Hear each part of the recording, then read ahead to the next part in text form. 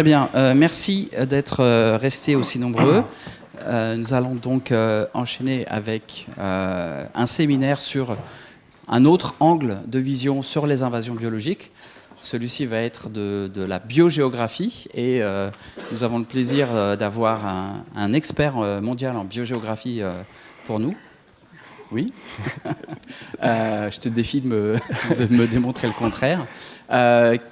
Boris Leroy, qui travaille donc au Muséum national d'histoire naturelle, pas très loin d'ici, et qui est maître de conférences là-bas et avec qui je collabore en fait depuis de nombreuses années sur notamment des problèmes d'invasion biologique. Boris, merci beaucoup.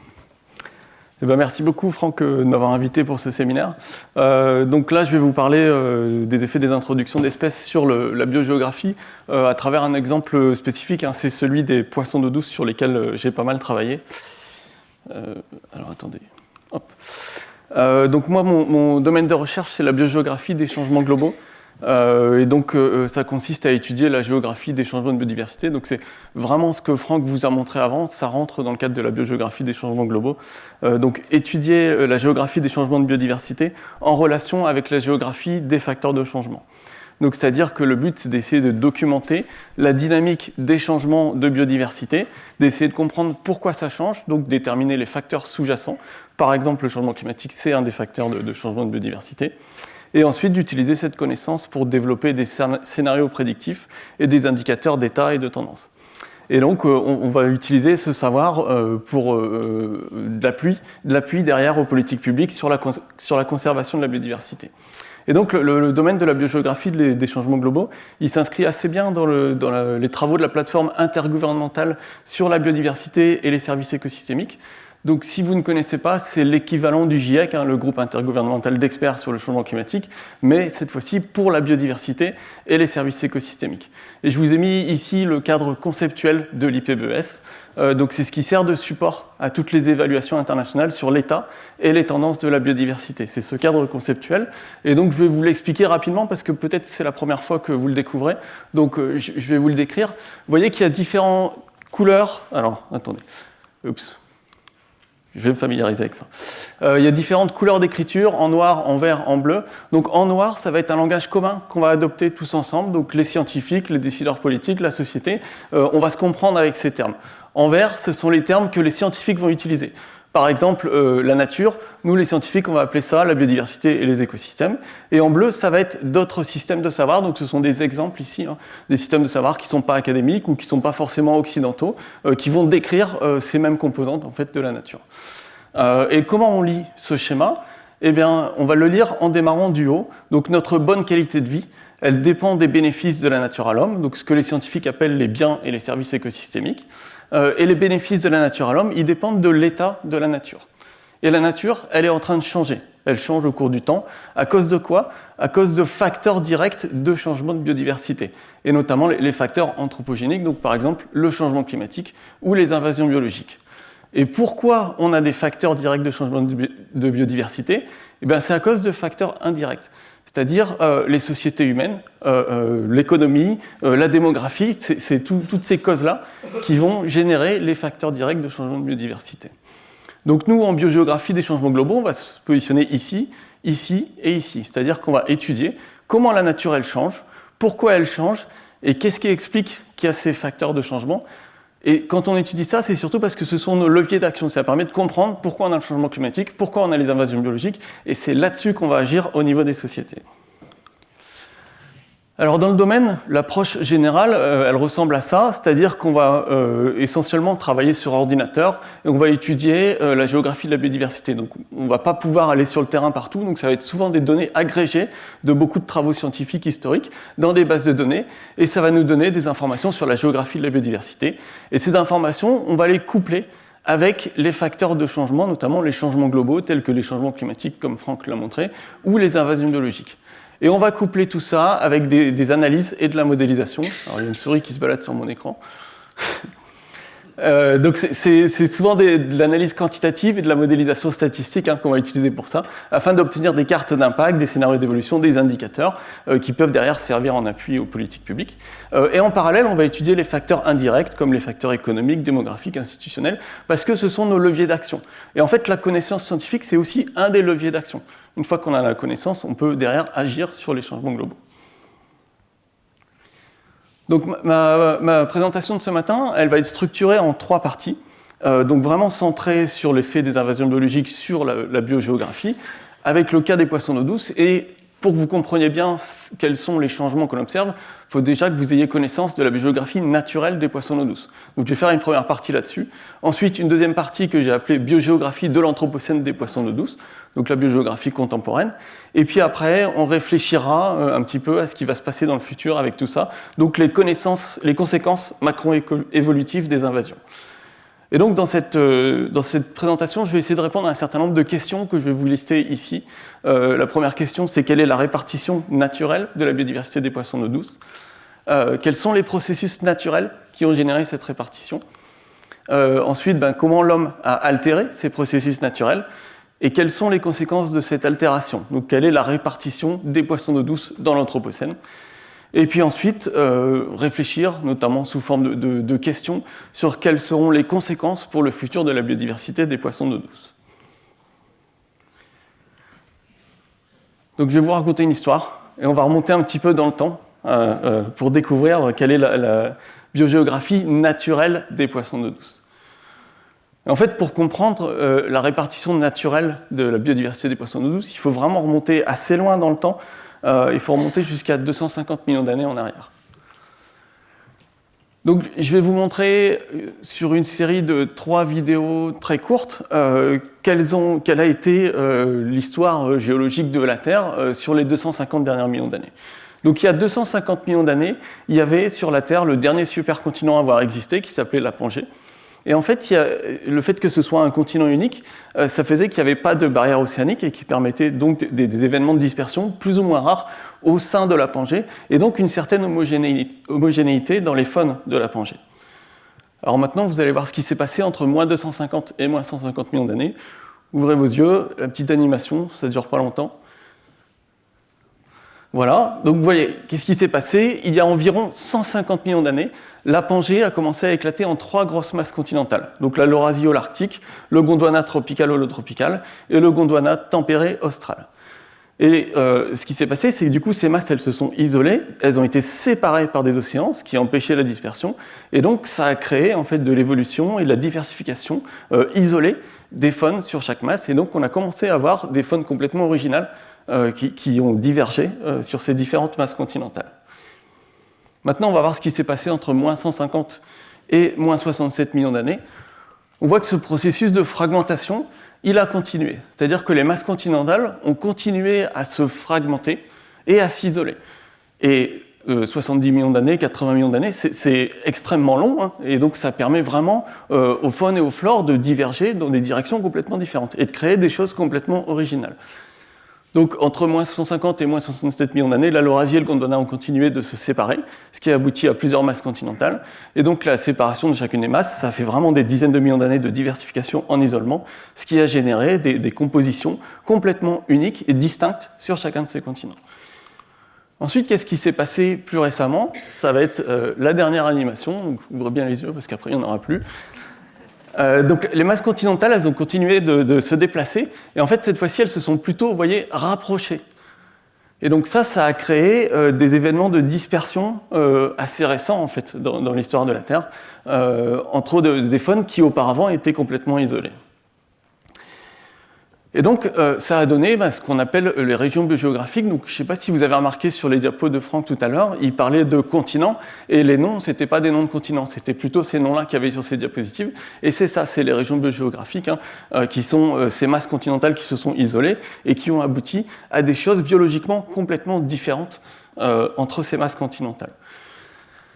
Donc, on appelle ça les grandes régions biogéographiques. Ce sont des régions de la Terre qui possèdent une composition unique, différente des autres régions. Donc, elles sont illustrées sur cette carte. Et en fait, elles ont été identifiées déjà il y a 1 siècle et demi. C'est tellement visible qu'avec les données de l'époque, c'était possible déjà de trouver ces régions. Et elles ont été confirmées par la suite et démontrées sur d'autres groupes. Et ces régions, l'hypothèse que l'on a en biogéographie, c'est qu'elles reflètent l'influence omniprésente de la géologie sur l'origine, la diversification et la dispersion des lignées. Donc on les a observées chez les mammifères, chez les oiseaux, chez les reptiles, chez les amphibiens, chez les plantes. Donc visiblement, ça touche énormément de groupes d'organismes. Et puis après, il y avait le cas des poissons d'eau douce, où elles n'avaient pas été étudiées dessus. Et en fait, les poissons d'eau douce, ils ont quand même des particularités. Ils ont des capacités de dispersion extrêmement limitées. Et du coup, on peut se poser la question, est-ce qu'ils vont avoir les mêmes régions ou est-ce qu'on va avoir des patterns peut-être plus précis encore chez les poissons d'eau douce? Donc en fait, les poissons strictement d'eau douce, je parle ici des poissons qui ne peuvent pas traverser l'océan, ils sont confinés au sein des bassins versants. Donc un bassin versant, c'est quoi? C'est une zone géographique de ruissellement vers un point unique. Donc c'est un réseau de rivières qui va ruisseler, par exemple, vers l'océan. Donc les bassins versants, naturellement, ils ne sont pas connectés les uns aux autres. Donc le bassin versant de la Loire, il n'est pas connecté au bassin versant de la Seine. Normalement, de manière naturelle, les poissons ne peuvent pas passer de l'un à l'autre. Alors, ils ne peuvent pas passer de manière naturelle, si peut-être quand même. En fait, les poissons d'eau douce, ils ont quand même des moyens de passer de proche en proche d'un bassin versant à un autre, avec différentes possibilités. Par exemple, on peut avoir des eaux souterraines. Donc nous, on ne les voit pas, mais c'est possible de disperser parfois grâce à des eaux souterraines. On peut avoir des phénomènes de capture de rivière ou de ruisseau. C'est quand on va avoir un phénomène géologique qui va détourner une rivière, et donc ça va la faire changer de bassin versant. Et du coup, ça permet la dispersion d'un bassin à un autre pour une espèce de poisson. On peut avoir la fonte des glaces qui va créer de vastes étendues humides. On peut avoir des inondations qui vont connecter des rivières auparavant déconnectées. On peut avoir des phénomènes de confluence lorsque le niveau de la mer diminue. Donc ce que vous avez sur le graphique ici, ce sont différents bassins versants qui sont aujourd'hui déconnectés. Vous avez la limite du niveau de la mer qui est ici, sur le graphique. Sauf que quand il y a des glaciations, le niveau de la mer diminue. Et donc ça va créer de la confluence, ce qui va permettre aux espèces de disperser entre bassins versants par ces phénomènes de confluence.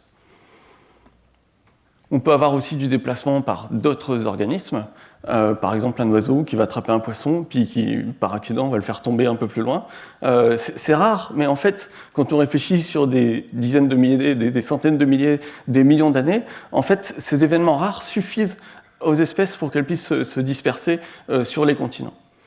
Et on peut avoir aussi des déplacements par des événements climatiques extrêmes, donc on en parlait tout à l'heure avec la question de madame. Donc il y a ce qu'on appelle des pluies de poissons. C'est assez rare, mais ça arrive quand même plusieurs fois par siècle. Et ça a été documenté. Vous avez ici un article dans Science de 1949 qui documente des pluies de poissons. Et c'est quand vous avez un événement climatique extrême qui va soulever une masse d'eau avec tous les organismes dedans et puis les faire retomber plus loin. Mais en fait, ça suffit. Il suffit d'avoir une seule femelle avec des œufs, par exemple, pour permettre du coup une nouvelle population qui va se répandre dans un autre bassin versant. Donc des capacités de dispersion extrêmement limitées, mais quand même des moyens de dispersion sur les continents, et du coup ça nous pose des questions. Est-ce qu'on va observer chez les poissons d'eau douce les mêmes régions que chez les autres organismes chez qui ça a été démontré? Donc c'est quoi la signature de la tectonique des plaques sur les faunes de poissons d'eau douce, et quelles sont leurs régions biogéographiques? Alors, comment on étudie ça? Je vous ai dit, on ne peut pas aller sur le terrain, échantillonner chaque bassin versant du monde entier parce que ça nous prendrait trop de temps. Donc on se base sur des travaux qui ont déjà été publiés et qui sont agrégés dans des grandes bases de données. Donc pour ça, on utilise une base de données globale qui a été publiée en 2017 sur les occurrences de poissons d'eau douce dans les bassins versants. Et on va analyser à l'échelle des espèces. On va se contenter de ce niveau phylogénétique. Et on va regarder uniquement les répartitions naturelles non modifiées par les humains. Alors, je ne vais pas vous embêter avec le détail, mais on se concentre vraiment ici sur les poissons strictement d'eau douce, c'est-à-dire ceux qui ne peuvent pas se disperser par la mer. Et pour vous donner une idée de la taille de la base de données, on a au total 11 295 espèces de poissons strictement d'eau douce dans le monde entier.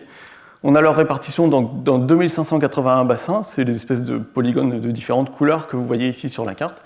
Et au total, ça nous fait 59 373 occurrences d'espèces dans des bassins versants dans notre base de données. Et comment on détecte les régions biogéographiques? C'est pareil, je ne vais pas vous embêter, je ne suis pas venu ici pour vous parler de méthode, même si j'adore ça, moi c'est un des trucs que je préfère. Je vais plutôt vous parler des résultats biologiques. Donc je résume simplement, de manière générale, la méthode. L'idée, c'est d'analyser la composition en espèces de tous les bassins versants du monde entier et d'essayer de faire des regroupements. Les bassins qui ont les mêmes espèces, qui partagent les mêmes espèces, on va les mettre dans la même région, et quand ce sont des espèces complètement différentes, on va les séparer dans des régions différentes. Donc voilà, c'est de la recherche de groupes de bassins de manière quantitative, avec des méthodes d'analyse qui ont une composition similaire en espèces, et on appelle ça des méthodes de clustering, c'est très utilisé dans beaucoup de domaines en sciences. Et nous, on utilise une méthode qui est basée sur la théorie des graphes, qui est un peu plus robuste que d'autres méthodes qui existaient auparavant en écologie. Voilà, je ne rentre pas plus que ça en détail dans les méthodes. S'il y en a que ça intéresse beaucoup dans l'Assemblée, sachez que justement on essaye de publier en sciences ouvertes. On a publié un package qui regroupe toutes les méthodes de biorégionalisation. Si ça vous intéresse, vous avez l'adresse ici et vous l'aurez sur ma diapo finale également. Voilà, je vais plutôt sauter à, je pense, ce qui vous intéresse, c'est quoi la répartition naturelle des poissons d'eau douce, et donc quelles sont les régions biogéographiques naturelles des poissons d'eau douce. Qu'est-ce qu'on a observé? On a observé un premier résultat, un premier niveau de regroupement qui est assez différent des autres organismes, qui est que en fait, le monde des poissons strictement d'eau douce, il est divisé en deux. Il est divisé en deux grands groupes, ce qu'on a appelé le Nouveau Monde et le Vieux Monde, avec quasiment 100% d'espèces endémiques dans chacun de ces groupes. Donc des espèces endémiques, c'est des espèces qu'on va trouver que dans un seul endroit et on ne va pas les trouver ailleurs. Donc si elles sont endémiques du Vieux Monde, ça veut dire qu'on ne les trouve pas du tout dans le Nouveau Monde à l'état naturel. Donc en fait, on n'a que 2 espèces sur les 12 000 espèces de poissons d'eau douce du monde entier, on n'en a que 2 qui sont à l'état naturel trouvables sur les 2 groupes de continents. C'est le brochet et une autre espèce qui s'appelle le Catostomus catostomus. Et on va les trouver au niveau de certains bassins, au niveau de l'Arctique. Et en fait, c'est des événements de dispersion très récents liés aux glaciations. Quand il y a des glaciations, il y a des zones de glace qui vont parfois permettre d'avoir un petit peu d'eau douce et qui permettent aux organismes de se disperser. Et les études génétiques suggèrent que ce serait au niveau du détroit de Bering ou via l'Islande que les espèces ont pu se disperser comme ça entre les 2 groupes de continents. Donc on a vraiment cette division en 2 du monde des poissons d'eau douce, et à l'état naturel, il n'y a aucune espèce, à part ces 2-là, qu'on peut trouver sur ces 2 groupes de continents en même temps. Maintenant, au sein de ces super régions, on trouve un 2e niveau de regroupement, et là, en fait, on a trouvé exactement les mêmes régions que chez les autres groupes d'organismes, les 6 grandes régions biogéographiques. Donc, le néarctique, c'est l'Amérique du Nord. Le néotropical, c'est l'Amérique du Sud. L'éthiopien ou afrotropical, selon les auteurs, ça va être l'Afrique. Le paléarctique, c'est l'Europe et l'Asie, enfin l'Asie du Nord, pardon. Le sino-oriental, c'est l'Asie du Sud-Est. Et l'Australien, donc la zone australienne. Donc, des résultats similaires aux autres groupes taxonomiques qui illustrent ce qu'on s'attendait, c'est que la géologie, elle a aussi façonné les faunes de poissons d'eau douce. On a malgré tout une différence assez importante avec les autres groupes d'organismes, c'est le taux d'endémisme.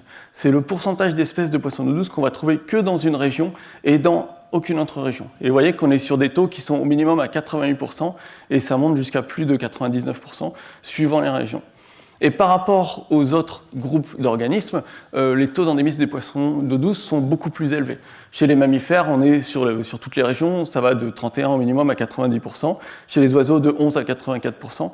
C'est plus faible chez les oiseaux, c'est normal, ils dispersent, ils peuvent voler, donc forcément ils dispersent plus, donc il y a moins d'endémisme. Chez les amphibiens, 46 à 98%. Et donc ce taux d'endémisme extrêmement élevé, il va induire une grande vulnérabilité aux changements globaux, parce que les poissons, ils sont plus naïfs, ils sont dans leur originalité, ils sont dans leur composition, et ils connaissent moins en fait les faunes des autres continents. Ils sont beaucoup plus naïfs, et ça va jouer. Si on prend un peu de recul en fait, et qu'on regarde l'ensemble des espèces de poissons d'eau douce du monde entier, donc 11 295 espèces, il n'y en a que 85 qu'on peut trouver naturellement dans 2 régions. Ça veut dire que tous les autres poissons, ils existent que dans une seule région, et ils n'ont jamais traversé les barrières géographiques entre les régions. Puis, les humains sont arrivés.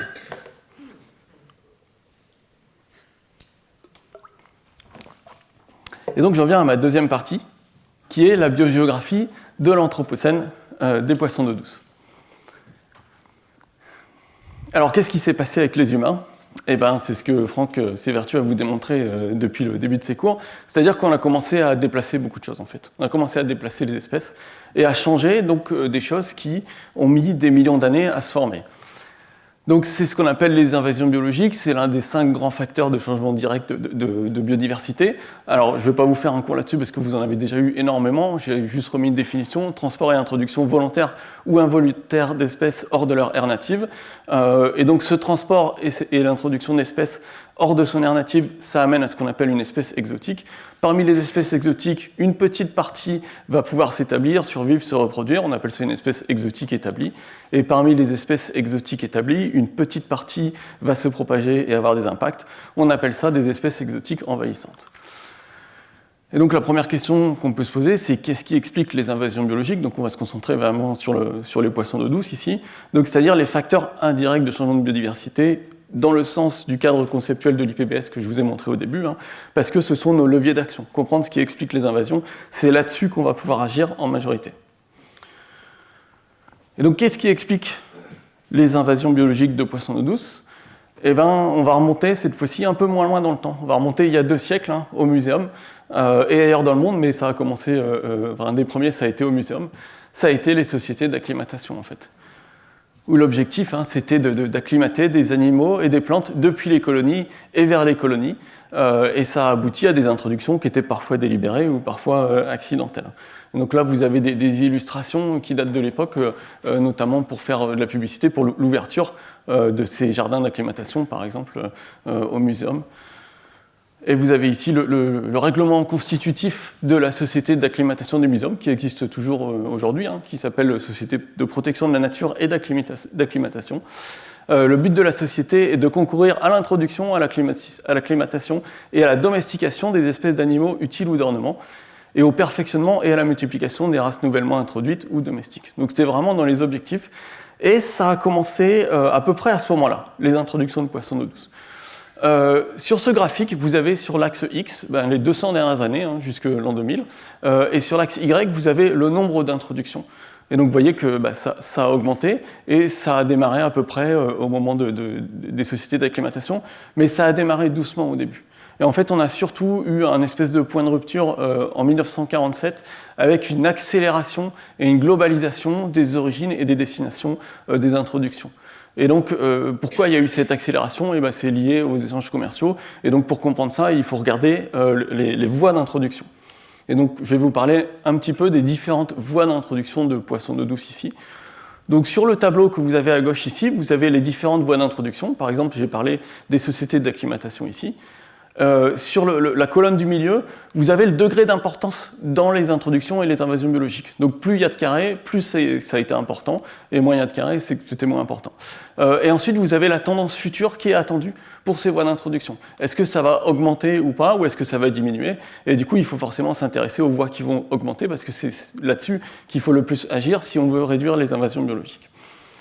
Alors, la première voie d'introduction, c'est l'aquaculture, c'est l'élevage et le transport de poissons. Et en fait, ça correspond à 42% des populations établies dans la nature.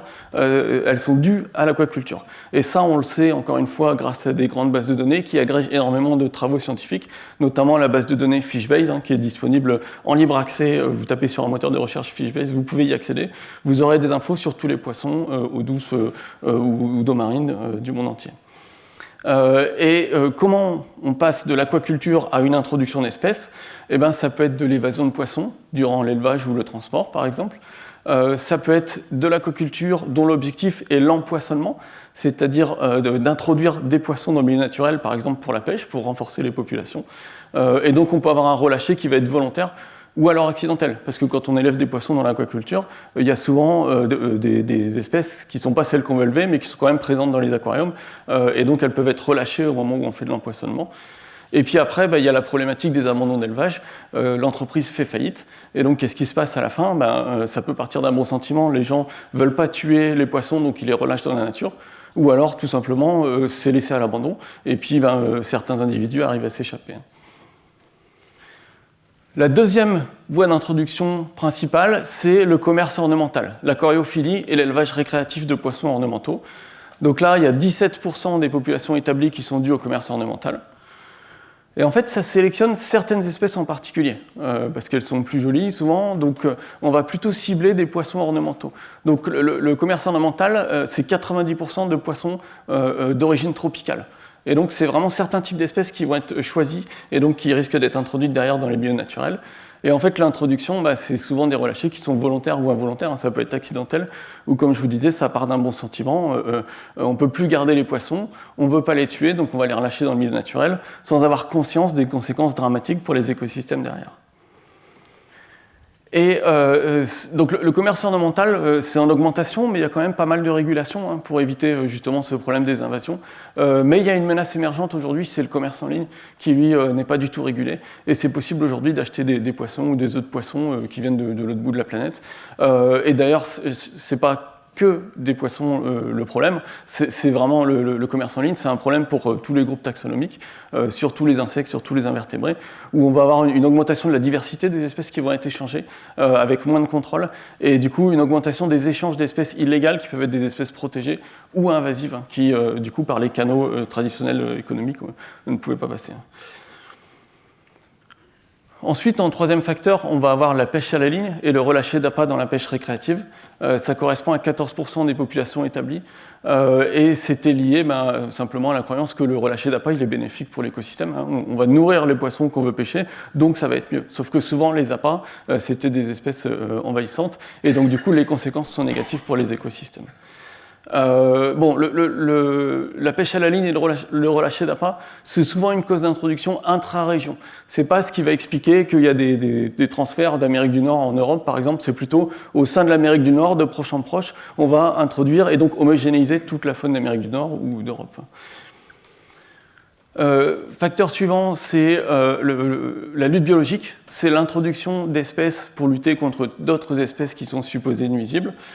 Et ça correspond à 9% des populations établies. Donc les risques ils sont bien connus pour la lutte biologique aujourd'hui, le cadre légal il est renforcé, donc c'est un facteur qui ne devrait pas augmenter normalement dans le futur, mais on a toujours des pratiques individuelles qui continuent et qui sont difficiles à mesurer. Hein. C'est le cas notamment pour les gambusies. Donc les gambusies, le nom anglais pour les appeler c'est mosquito fish, donc les poissons moustiques, parce qu'en fait ils mangent beaucoup les larves de moustiques. Donc c'est énormément reproduit et introduit ces espèces-là, mais le problème c'est qu'elles s'intéressent aussi à tout le reste de l'écosystème et elles ont des gros impacts négatifs sur les écosystèmes dans lesquels on les introduit. Après, on a l'empoisonnement. Donc l'empoisonnement, je vous ai parlé de l'empoisonnement avec l'aquaculture, mais ça peut être aussi prendre des poissons d'un endroit et les amener ailleurs hein, pour renforcer les populations naturelles. Et donc ça correspond à 7% des populations établies.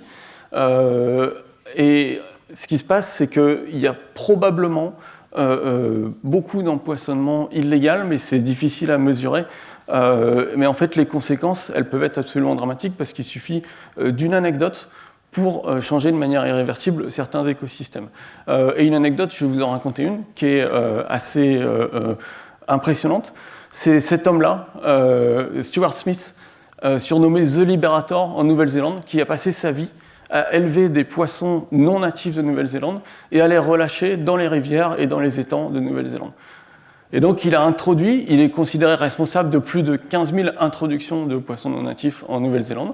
Peut-être beaucoup plus, parce qu'en fait c'est difficile de savoir tout ce qu'il a fait dans sa vie. Il s'est fait arrêter plusieurs fois, il a fait de la prison, interdiction d'élevage, etc. Mais jusqu'à sa mort, on a retrouvé des aquariums chez lui avec des centaines de poissons dedans. Et donc pour lui, c'était positif en fait pour la Nouvelle-Zélande, d'enrichir les rivières. Sauf qu'à lui tout seul, il a vraiment changé de manière irréversible les écosystèmes d'eau douce de Nouvelle-Zélande et ça cause des extinctions d'espèces et puis des espèces invasives qui ont des impacts sur tous les composants des écosystèmes aquatiques. Donc une anecdote, mais aux conséquences qui sont beaucoup plus importantes. Voie d'introduction suivante, ça va être les eaux de ballast. Alors je ne vais pas m'étendre là-dessus parce que normalement vous en avez déjà entendu parler dans 2 cours différents. C'est l'absorption et le rejet de grands volumes d'eau pour la stabilité des bateaux. C'est une probable source historique pour les eaux douces, mais bon, aujourd'hui il y a des régulations qui font que c'est un facteur qui est moins important. Notamment, on est obligé de vider les eaux douces au milieu de l'océan pour tuer les organismes, et donc ça évite justement les introductions entre les continents. Et dernière voie d'introduction dont je vais vous parler, je ne vais pas toutes vous les faire, c'est les connexions entre les voies d'eau Et donc, c'est la création de canaux qui connectent des rivières auparavant déconnectées. Et ça, c'est évidemment un facteur assez important, à la fois d'introduction, donc ça permet aux espèces de se répandre là où elles n'avaient pas accès auparavant, et aussi et surtout d'expansion d'espèces introduites. Et je vais vous donner l'exemple du Rhin, le bassin versant du Rhin. La surface des eaux connectées au Rhin, elle a été multipliée par 21,6 en 200 ans. Et donc en fait aujourd'hui, je ne sais pas, pour un poisson qui à la base était dans la Loire, il est possible de passer par les canaux de proche en proche. Donc sur ce graphique, vous avez tous les bassins versants d'Europe, et en rouge, vous avez les canaux qui ont été ouverts pour connecter les bassins versants. Et vous avez la date de création des canaux. Donc vous voyez que ça remonte à 1700, il y a des canaux assez anciens qui ont été créés. Et donc voilà, pour un poisson de la Loire, aujourd'hui c'est possible d'aller jusqu'au Dniepr en passant de proche en proche par tous les canaux qui connectent tous les bassins versants. Et ça, c'est assez inédit en fait pour l'histoire des poissons d'eau douce. Avant, il y a 400 ans, ils ne connaissaient pas ce système de dispersion facile entre les bassins versants. Donc on a vraiment changé les règles du jeu de manière très importante. Et donc toutes ces introductions, ça mène à des invasions biologiques et ça a des impacts. Et je vous fais juste une slide sur les impacts parce que vous avez eu déjà beaucoup de cours là-dessus, notamment les cours 2 et 3 si je ne dis pas de bêtises. Et donc c'est quoi les impacts qu'ont ces introductions ? Le premier impact, c'est que ça coûte beaucoup d'argent. Ça c'est quelque chose qui parle en général. Vraiment, ça fait des dégâts économiques importants, par exemple sur la pêche, sur l'aquaculture, etc. Donc on sait qu'il y a des coûts économiques importants mais sous-estimés. Si ça vous intéresse, les coûts économiques, vous avez ici une adresse où vous pouvez, avec une interface graphique, analyser les résultats des coûts économiques des invasions. Je vous remettrai l'adresse sur la dernière slide. Et puis aussi et surtout, des impacts écologiques majeurs. Donc c'est pareil, c'est aujourd'hui en sciences établi mais incomplet. On sait qu'on a toujours beaucoup de lacunes. Par exemple, c'est le cas du goujon asiatique qui a été introduit en Europe et qui est porteur sain de l'agent rosette. C'est une espèce de champignon. Donc porteur sain, ça veut dire que lui, il n'est pas vraiment affecté par le parasite, mais par contre, il va le répandre à tous les poissons natifs dans les rivières dans lesquelles il est introduit. Et ça crée des disparitions d'espèces natives. Donc ce que vous avez sur le graphe ici, c'est en gros l'abondance de 3 espèces de poissons natifs au cours du temps, après l'introduction du goujon asiatique. Et vous voyez que les 3 espèces se cassent la figure, à cause notamment du parasite que le poisson amène. Donc voilà, les impacts écologiques, c'est quelque chose de très important. On n'a pas encore de synthèse dans la littérature de tous les impacts, et du coup c'est pour ça qu'on mène en ce moment avec Franck un gros projet pour essayer de synthétiser tous les impacts écologiques sur tous les écosystèmes dans le projet Invapact. Peut-être qu'on vous en parlera dans quelques années, en tout cas c'est en cours. Je vais plutôt revenir au sujet dont je voulais parler aujourd'hui, c'est-à-dire la biogéographie, et donc savoir comment la biogéographie a changé à cause de toutes ces introductions. Donc comment on va faire ça ? On va faire ça de la même manière qu'on a analysé nos répartitions naturelles. Donc on va reprendre notre base de données sur les poissons d'eau douce, mais cette fois-ci, on va également inclure les informations sur les répartitions introduites et établies des espèces. Ça nous permet de voir du coup les répartitions contemporaines d'espèces après modification par l'homme. Donc on va comparer les répartitions naturelles par rapport aux répartitions contemporaines avec les introductions, et c'est ça que j'appelle la biogéographie de l'Anthropocène. Je reviendrai sur le terme Anthropocène après. Donc ça représente quoi de manière quantitative ? Ça représente 453 espèces introduites et établies. Donc c'est à peu près 4% du total des espèces de poissons d'eau douce qu'on a déplacées un peu partout dans le monde, et 6200 événements d'introduction documentés. Comment on va analyser ça ? On va utiliser les mêmes méthodes d'analyse pour étudier les régions de l'Anthropocène par rapport aux régions naturelles, et on va comparer le résultat. Alors, comment les introductions modifient les répartitions de poissons d'eau douce ?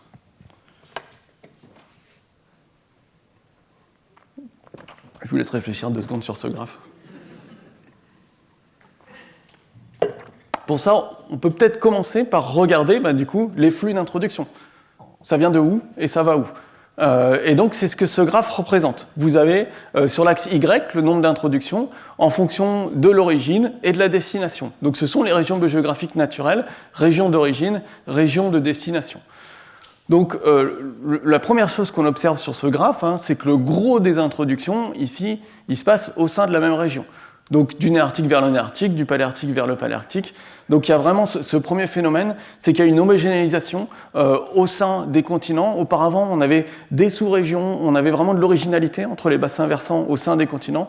Et aujourd'hui, en fait, on a quelque chose d'assez homogène partout à cause des introductions intra-régions. Deuxième élément important qu'on peut noter, c'est qu'il y a 3 régions qui sont donneuses, receveuses majoritaires, donc le néarctique, le paléarctique et le sino-oriental, qui introduisent essentiellement dans le néarctique, le paléarctique et le sino-oriental. Et pourquoi on a ça? C'est à cause des voies d'introduction que je vous ai mentionnées précédemment. C'est le commerce international, et donc c'est ce que ça reflète. Les introductions reflètent le commerce international. On peut noter aussi certaines régions qui ne sont pas du tout donneuses d'espèces, comme l'Australien. C'est en fait une région qui est assez pauvre à la base en espèces de poissons d'eau douce, et qui a reçu énormément d'introductions. Alors, quelles sont les conséquences? Si je me place dans un bassin versant individuel, comment ça a changé du coup à cause de ces introductions? Est-ce que c'est important ces changements ou en fait c'est pas beaucoup? C'est ce qu'on va voir sur ce graphe. Donc sur ce graphe, vous avez sur l'axe X le pourcentage d'espèces endémiques par bassin versant. Donc endémique, ça veut dire que l'espèce elle est que dans cette région, dans aucune autre région. Sur l'axe Y, vous avez nos différentes régions biogéographiques. Et ensuite, vous avez les valeurs à l'état naturel, en bleu, et les valeurs contemporaines, en rouge, ici. Et donc, qu'est-ce qu'on voit? On voit qu'on a une chute du taux d'endémisme dans chaque bassin versant. Et donc, si je me place, je ne sais pas, dans le paléarctique, donc en Europe, auparavant, à l'état naturel, on avait de l'ordre de 65% à peu près d'endémisme. Si je prenais n'importe quel bassin versant, j'avais 2/3 d'espèces qui étaient endémiques dans ce bassin versant. Et suite aux introductions, on tombe à moins d'1/3 d'espèces endémiques dans chaque bassin versant. Et donc ça, c'est pareil dans toutes les régions du monde, mais certaines régions sont plus affectées d'autres, évidemment. C'est les régions qui ont le plus d'introduction et donc le plus de commerce international. Et donc on peut se poser la question, c'est quoi l'effet sur les régions biogéographiques? Est-ce que ça a changé les patterns naturels que je vous ai montrés au début ou pas? On peut reformuler cette question en fait, comment les humains ont redessiné la géographie de la biodiversité. Et donc c'est ce que je vais vous montrer sur cette carte maintenant. Voici les régions biogéographiques de l'Anthropocène. Et donc qu'est-ce qu'on voit ici? On voit que le fait que le monde des poissons d'eau douce il est divisé en deux, le vieux monde et le nouveau monde, c'est de l'histoire ancienne. On ne peut plus le détecter aujourd'hui, parce qu'on a trop d'échanges d'espèces entre les régions. Les régions naturelles, les 6 grandes régions naturelles de poissons d'eau douce, on ne peut plus les détecter aujourd'hui non plus, parce qu'il y a trop d'homogénéisation entre les continents. Et à la place, on va observer cette grande région violette ici, qui touche tous les continents, qu'on a appelée Pagnéa. Je vais vous expliquer pourquoi on l'a appelée Pagnéa après. Et donc cette région, qu'est-ce qu'elle représente en fait? Elle représente qu'il y a un ensemble commun d'espèces introduites qui sont sur tous les continents, dans tous les bassins versants, et c'est ça que reflète cette région ici. Et ce que vous ne voyez pas sur la carte, mais c'est un autre phénomène qu'on a observé énormément, c'est l'uniformisation au sein des régions. C'est-à-dire qu'auparavant, même en Europe, si on regardait deux bassins versants différents, on avait des faunes assez différentes. Et aujourd'hui, en fait, tout est à peu près similaire. Il y a beaucoup moins de différences détectables qu'auparavant. Alors pourquoi Pagnéa? Pourquoi l'avoir appelé Pagnéa? Pagnéa, c'est l'acronyme du coup pour dire Pan-Anthropocénian Global North and East Asia. Et donc c'est Pan-Anthropocénian, c'est parce que cette région, elle touche tous les continents. En fait, tous les continents sont touchés. Il y a eu des introductions partout, et du coup cette région, elle est trouvable sur tous les continents.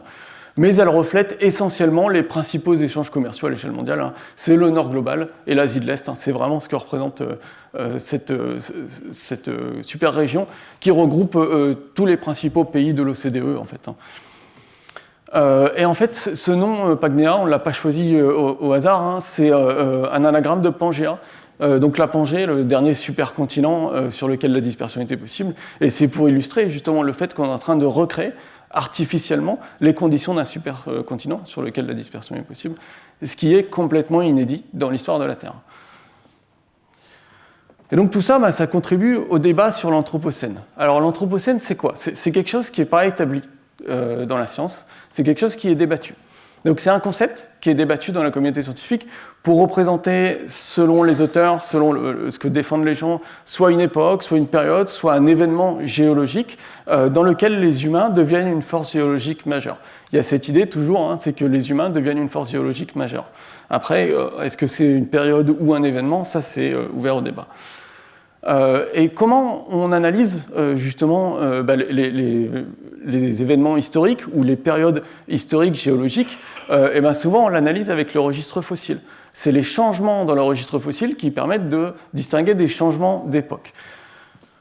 Et si on réfléchit un petit peu par rapport aux résultats que je vous ai montrés sur les régions naturelles, en fait, les régions de poissons d'eau douce, elles sont isolées depuis extrêmement longtemps, hein, depuis le Paléogène, et elles n'ont eu que très peu d'échanges durant le Néogène et après. Donc c'est vraiment énormément d'endémisme, ça veut dire qu'il va y avoir des fossiles complètement uniques dans chacune de ces régions, et qu'on ne va pas trouver dans les autres régions. Donc chaque région possède une composition propre aux fossiles, avec un très fort endémisme dans chacune de ces régions. Et on est en train de changer ça, en fait. C'est-à-dire qu'on est en train de changer le registre fossile de manière extrêmement importante. Donc les introductions, elles vont modifier le registre fossile sur un temps très court, hein, à partir de 1800, mais surtout à partir de 1947. Et qu'est-ce que ça va faire? Comment ça va se traduire dans le registre fossile? Eh bien, ça va amener à avoir des fossiles communs entre les continents. Et ça, c'est complètement inédit dans l'histoire récente de la Terre, en tout cas. Donc, je vais vous illustrer un petit peu ces changements qui sont attendus dans le registre fossile, hein, en revenant sur ma carte de tout à l'heure. Donc, c'est la carte ici des régions de l'Anthropocène. Et vous voyez que j'ai mis en évidence certains bassins versants sur cette carte. Donc, vous avez le bassin du Mississippi, le Danube, vous avez le Mekong, Murray-Darling, le Zambézie et le Parana. Et pourquoi j'ai choisi ces bassins versants? Eh bien, c'est parce que ce sont des bassins versants qui ont des caractéristiques qui favorisent la fossilisation. On sait que la fossilisation se passe beaucoup dans ces bassins versants, notamment parce qu'il y a des rivières anabranches, c'est des rivières qui vont faire plein de branches différentes, et ce qui va créer, du coup, ça va s'assécher et créer de la sédimentation et retenir les restes fossiles des poissons, donc des crânes, des écailles, des otolithes, des arêtes, etc. Et en fait, on introduit des espèces, et ces espèces, elles peuvent devenir invasives, et quand elles deviennent invasives, souvent elles sont hyper abondantes. Et si elles sont hyper abondantes, elles ont beaucoup plus de chances de laisser des restes fossiles dans le registre fossile. Et donc c'est ce que j'ai illustré sur les étiquettes de chacun de ces bassins versants là. C'est un petit peu les espèces qu'on va voir, qu'on va retrouver dans le registre fossile dans le futur. On a les poissons rouges qui ont été introduits quasiment partout dans le monde. On a des carpes, différentes espèces de carpes qui viennent de différentes régions, qui viennent d'Europe, qui viennent d'Asie, qui ont été introduites un peu partout. On a les gambusies, mosquito fish, je vous ai dit, les poissons introduits pour la lutte biologique contre les moustiques. Ceux-là, vous allez les retrouver aujourd'hui. Alors, ils sont originaires d'Amérique centrale et vous allez les retrouver sur tous les continents aujourd'hui, les gambusies. On a des tilapias, c'est des poissons d'Afrique qui sont souvent introduits pour l'aquaculture et qui se retrouvent dans les milieux naturels sur tous les continents aujourd'hui. Et puis on a les guppies, commerce ornemental, qui viennent d'Amérique du Sud et qui peuvent avoir été aussi introduits. Donc ils ne sont pas originaires du Parana, mais ils ont été introduits dans le Parana. Donc ça, ce que vous avez, c'est un échantillon, en fait, sur cette carte, c'est un échantillon de ce qu'on va retrouver dans le futur, dans le registre fossile, à cause des introductions. Et ça va être des changements qui vont être importants et qui sont inédits dans l'histoire de la Terre. On va prendre un peu de recul par rapport à ça. Donc ce que je vous ai dit au tout début de ma présentation, c'est que les régions biogéographiques, elles reflètent l'influence omniprésente des forces géologiques naturelles sur l'origine, la diversification et la dispersion des lignées. Et en fait, l'altération globale des régions biogéographiques que je vous ai montrées là, c'est une preuve supplémentaire que l'espèce humaine, elle surpasse les forces géologiques naturelles, donc la tectonique des plaques. Aujourd'hui, on casse ces barrières naturelles, on casse la barrière naturelle des océans, et on permet aux espèces de se répandre entre les continents. Donc on est en train de recréer de manière nouvelle une nouvelle Pangée dans l'histoire de la Terre. Et donc, si on se projette dans le futur, dans des millions d'années, les paléontologues du futur, ils liront dans les strates fossiles que la dispersion globale elle est à nouveau devenue possible pendant un temps très court, le temps durant lequel les humains étaient sur la Terre. Ça va probablement s'arrêter une fois que nos sociétés se seront effondrées. Et du coup, j'en viens à ma troisième partie où on va réfléchir un petit peu à quoi tout ça va mener dans très longtemps.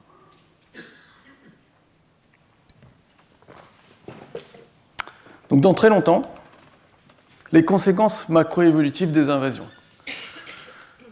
Et là, tout ce que je vous ai montré jusque-là, c'est des travaux publiés, c'est établi dans la littérature, mais par contre, là, on va placer plutôt sur une section où c'est des questions que j'amène.